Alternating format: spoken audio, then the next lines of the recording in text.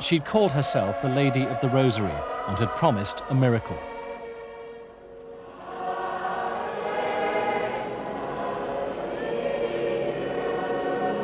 To those who witnessed it, the extraordinary events are as memorable as yesterday.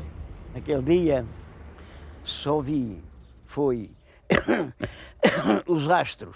All I saw was the planets in the sky in many colors. It was a miracle. Then there seemed to be a shower of flowers falling from the sky. It was like a snowfall. And then the sun started spinning faster and faster, like a wheel of fire. It lasted for about half a minute. By the end, it was going very fast. On May the 13th, 1917, in Fatima, 3 peasant children reported a vision of the Virgin Mary, an apparition which recurred to them throughout that summer. Although only they could see her, by the October, the Virgin had promised a miracle visible to all. A crowd of 70,000 gathered in anticipation. What happened was to change lives. Everyone knows I already had faith, but after that, I began to believe even more strongly. I wasn't afraid, but many people, when they saw the sun spinning like that, they were afraid. When something like that happens, you have to believe and have faith.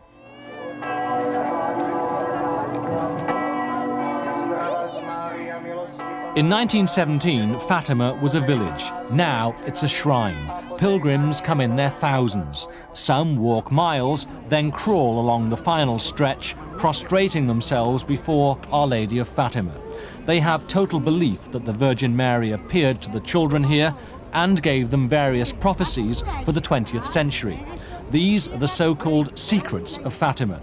Most significant, on the eve of the October Revolution, the Virgin promised that if prayers were devoted to her, Russia would eventually be saved from communism. This year, 4 million people will visit Fatima, many of them offering thanks that that promise has been kept. No pilgrim is more committed to this place than Pope John Paul II. He believes that prayers through the Virgin of Fatima were a prerequisite to the fall of communism in Russia, thus a prophecy fulfilled. But the Pope also has a more personal reason for his devotion. He's convinced the Virgin Mary of Fatima saved his life. The attempt to kill the Pope happened just over an hour ago when Pope Paul was driving through St. Peter's Square in his white open car on the way to his weekly audience in the Vatican. Shots were heard, and the Pope fell back into the arms of his secretary with 2 bullet wounds in the stomach. The date was May the 13th, the anniversary of the day in 1917 when the Lady of the Rosary first appeared to the children at Fatima. Of the 3 children who'd had the apparitions, 2 were dead by 1920. The third, Lucia, thus became the only source of the messages and prophecies. The dominant theme of the Virgin Mary's messages was related by Lucia after she'd become a Carmelite nun. She said the Virgin had warned of dreadful retribution unless people stopped offending God. What's more, Lucia also reported that the Virgin wanted the Pope to consecrate Russia to her Immaculate Heart, but it was to be 70 years before this happened. While the Vatican took years to acknowledge Fatima, the shrine was readily accepted by the political right wing, who fostered its apparently anti-communist message.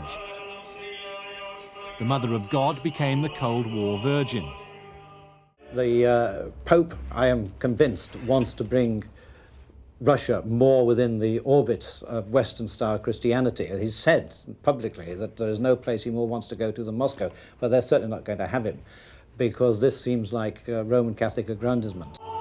Beyond the stories of miracles performed and prophecies realized, there's something more.